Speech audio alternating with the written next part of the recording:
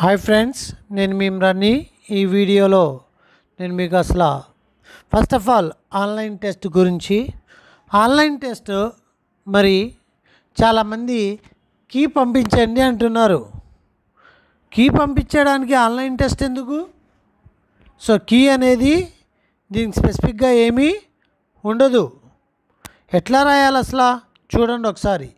ఈ వీడియోలో online test ఎలా రాయాలి ఫస్ట్ పాయింట్, రెండోది దాన్ని మనం ఎలా వెరిఫై చేసుకోవాలి, అట్లానే ఇక్కడున్న మోడల్ బిట్స్ ఏంటి అనేది పూర్తిగా గ్రాండ్ టెస్ట్ మనం పెట్టుకున్న గ్రాండ్ టెస్ట్ యొక్క వివరణ ఈ వీడియోలో నేను మీకు చెప్పడం అనేది జరుగుతుంది.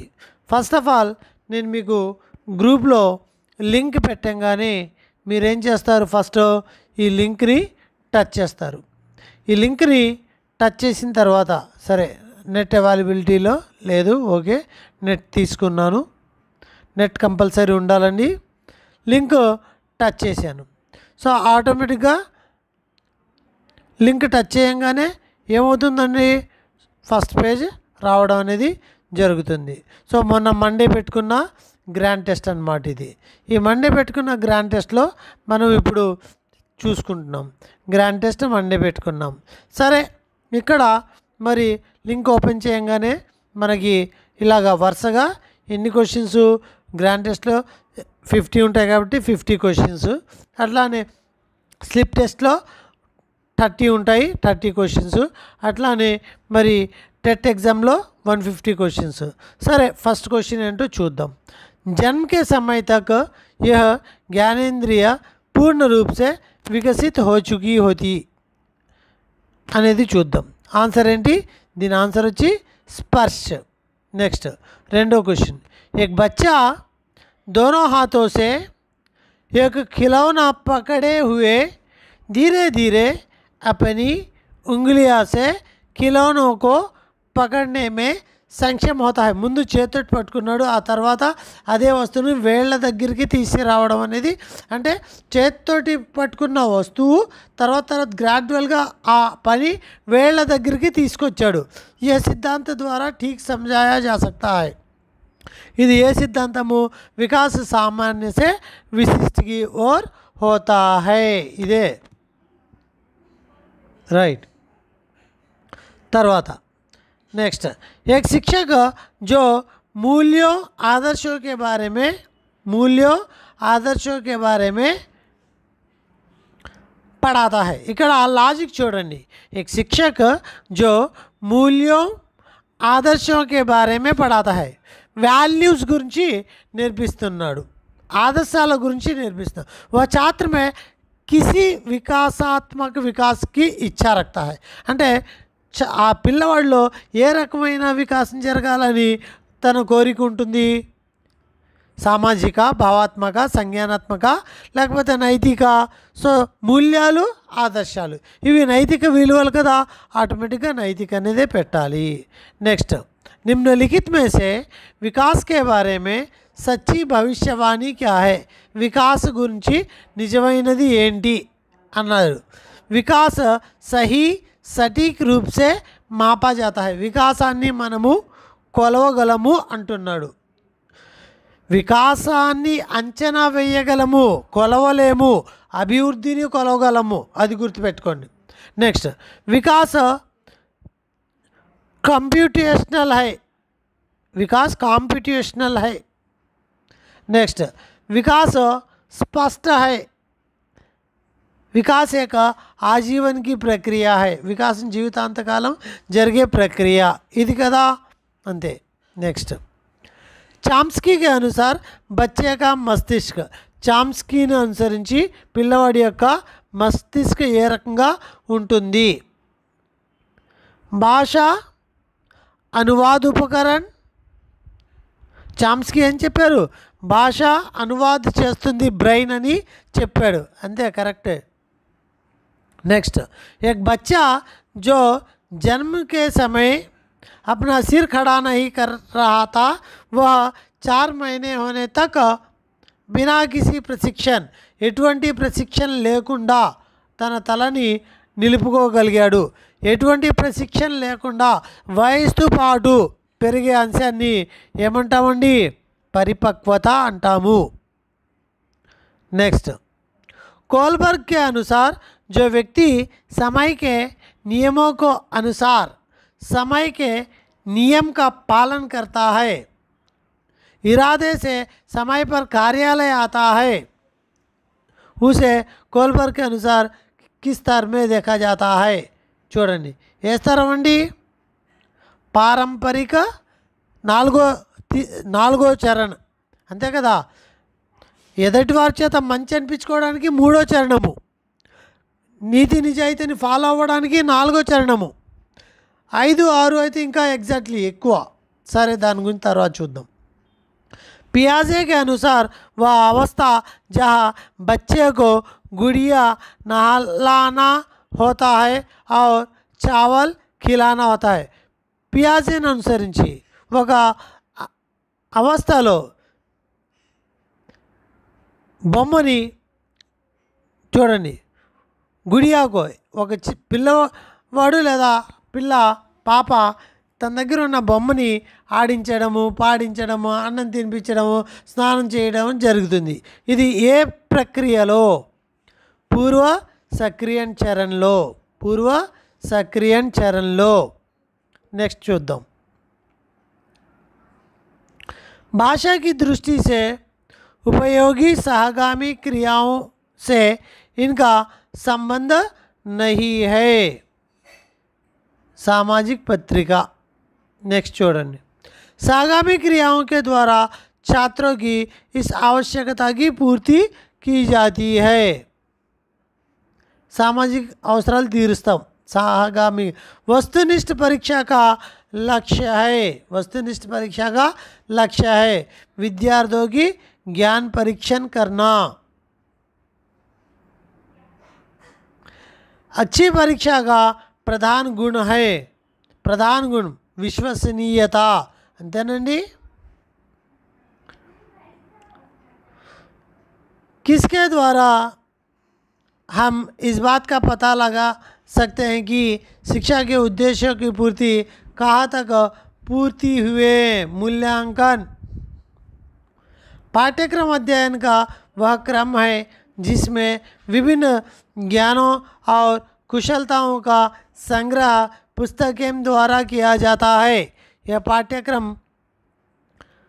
के संदर्भ में किसने कहा? ఎవరు చెప్పారు ఈ విషయాన్ని అంటే ఏ పాఠ్యక్రమాన్ని అనుసరించి అనేది చూడాలి. సో पाठ्यक्रम अध्ययन वह क्रम है जिसमें विभिन्न ज्ञानों और कुशलताओं को संकुचित विद्यार्थियों की आवश्यकताएं पाठशाला के साधनों तथा तत्काल परिस्थितियों को सामने रखकर पाठशाला में किन की व्यवस्था की जाती है? सहगामी क्रियाओं की. भारतीय नाट्यशास्त्र बाबू श्याम सुंदर दास. ग्राम जयशंकर प्रसाद. वैदिक हिंस ना भावती भारतेंदु हरिश्चंद्र. साखी सवैया रेक्ता अरिल రమైని. ఇక్కడ నేను సాకి సబద్ రమైని అంటలేదండి. సాకి సవయ్య రెక్త అరిల్ రమైని ఇది గరీబ్ దాస్ రాసిన రచనలు. మీరు కబీర్ దాస్ అనుకుని ఉంటారు. సాకి రమైని సబద్ అనేది కబీర్ దాస్, కానీ సాకి సవయ్య రెక్త అరిల్ రమైని అనేవి భక్తి కాలంలో గరీబ్ దాస్ అనే ఒక రైటర్ రచించడం అనేది జరిగింది. आदिकालीन रासो साहित्य में वीर रस का प्रयोग के लिए डिंगल, श्रृंगार रस का प्रयोग के लिए पिंगल. हिंदी का प्रथम महाकाव्य इसमें पृथ्वीराज चौहान అంటే మరి పృథ్వీరాజ్ చౌహాన్ అంటేనే పృథ్వీరాజ్ రాసో కదా, దాంట్లో ఎటువంటి డౌట్ లేదు. పృథ్వీరాజ్ రాసో ఔచిత్య సంప్రదాయ క్షేమేంద్ర ఔచిత్య అంటే సగం క్వశ్చన్ చదవంగానే మనకి ఒక పాయింట్ స్ట్రైక్ అయిపోవాలి అది, కానీ పూర్తి క్వశ్చన్ చదివి ఆన్సర్ని పెట్టాలి. ఒక్కోసారి కానిది అని చెప్పి వక్రోక్తి జీవితం చూడండి, వక్రోక్తి జీవితం काव्य ग्रंथ के लेखक कुंतक.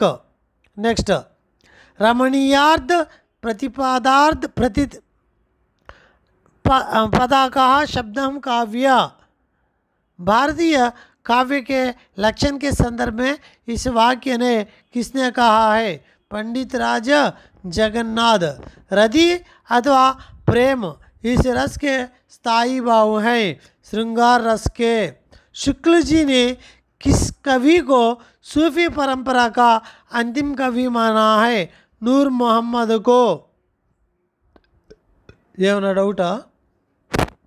No doubt. पृथ्वीराज रासो का कवि कौन है? चंदबरदाई.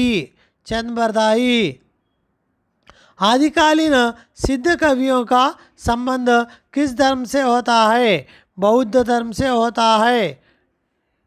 भाषा का मूल प्रारंभिक रूप होता है मौखिक रूप. मौखिक रूप. भारतीय आर्य भाषा परिवार की भाषाओं का मूल स्रोत कौन सी है? मूल स्रोत ఏంటండి? వైదికే కదా, वैदिक संस्कृत. नेक्स्ट 84 सिद्धों आदि सिद्ध कौन है? सरहपा. तमिल तेलुगु कन्नड़ मलयालम भाषाएं किस भाषा परिवार के अंतर्गत आते हैं? द्राविड़ भाषा परिवार. डाउटा? 7वीं कक्षा के पाठ्य पुस्तक के आधार पर चित्र से संबंधित शब्द पढ़िए. चित्र से संबंधित शब्द पढ़िए. यदि ये भाषा कौशल के अंतर्गत आता है.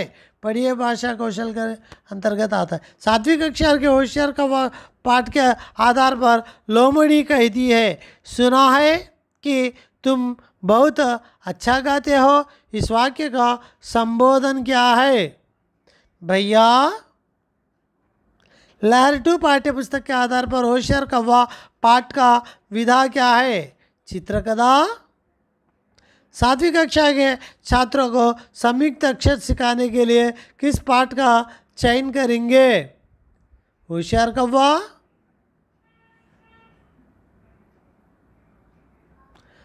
वर्ण विच्छेद की सही वर्तनी क्या है? वर्ण विच्छेदలో सही वर्तनी प्रभु అనేది ఇక్కడ करेक्ट स्पेलिंग. लहर 2 पाठ्य पुस्तक के आधार पर ज्ञान हमको दीजिए. कविता पाठ के कवि कौन है? रामनरेश त्रिपाठी. अंतेనండి, చూసుకోండి ఒకసారి. निम्नलिखित में से प्रकृति संरक्षण उद्देश्य पाठ कौन सा है? बरसते बादल. ईदगाह पाठ का विधा क्या है? कहानी. सुमित्रानंद पंत जी को इस काव्य पर ज्ञानपीठ पुरस्कार दिया गया है. चिदंबरा. वह काम बहुत ढंग से करता है. చూడండి, वह काम बहुत ढंग से करते हैं. వాక్య కాల పహచానియే సామాన్య రూపంలో ఉంది కాబట్టి సామాన్య భూతకాల్ కర్తే హైం సామాన్య రూపంలో కనిపిస్తుంది. తే హైం వచ్చింది, సామాన్యంగా ఉంది. ఎటువంటి సందిగ్ధాలు కానీ ఎటువంటి డౌట్స్ కానీ ఇక్కడ లేవు. భవిష్యత్ కాల్ అనడానికి ఏగా ఏగి ఎంగే రావాలి. భూతకాల్ అనడానికి థా రావాలి. లేఖక్ సంజ్ఞ. లేఖక్ జాతివాచక సంజ్ఞ ఏమో. नेक्स्ट कदाचित संध्या को पानी बरसे. डाउट ఉంది. कदाचित అంటే బహుశా అని అర్థం, संभाव्य. हैदराबाद का संज्ञा क्या है? व्यक्तिवाचक संज्ञा, ऊर पेरू. किस वाक्य में भाववाचक का प्रयोग हुआ है? भाववाचक का प्रयोग ఏ వాక్యంలో జరిగిందండోయ్? भाववाच्य. बूढ़ापे చూడండి, बूढ़ापे में ठीक से चला नहीं जा सकता. ఇదే కదా భావవాచ్య అంటే.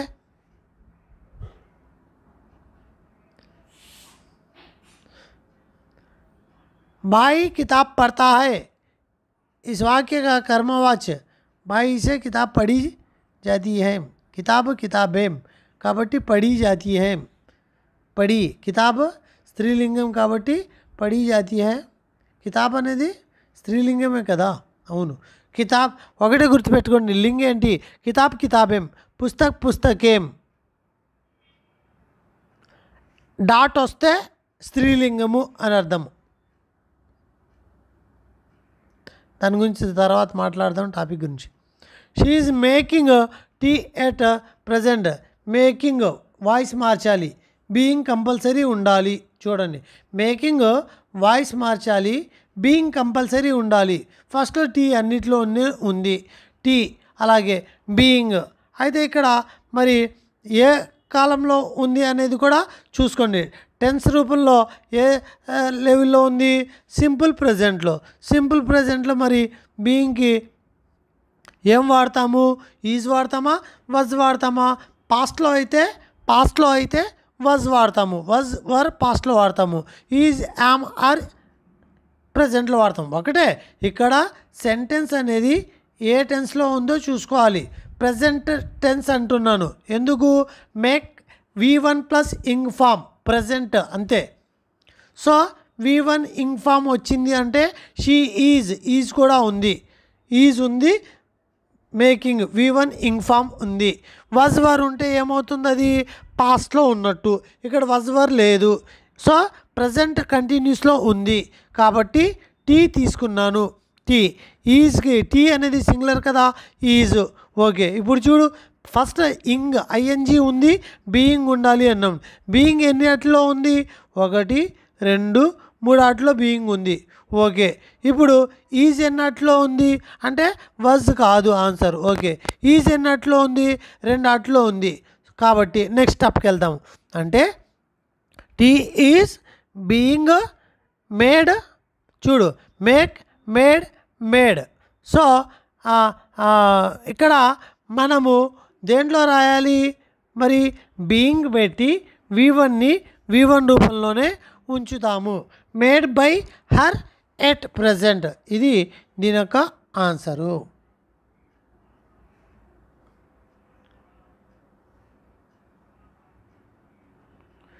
My friend is MP. MP AL లేవు కదా, చూడండి ఎంపీ యాన్ అని పెట్టేశాను. ఎట్లాగా ఎంపీ, ఎంపీ అనేది ఎం అనే ప్రొనౌన్సియేషన్ ఎలా జరుగుతుంది, తెలుగులో ఏ ఇలా రాస్తాము, అంతేగాని ఇలా రాయము, యా అని రాయము. సో తెలుగులో ఏ అనే రాసే ప్రొనౌన్సియేషన్ వస్తే ఖచ్చితంగా యాన్ అనేది పెట్టాలి. అది ఎం కావచ్చు, ఎమ్మెల్యే కావచ్చు, ఏదైనా కావచ్చు.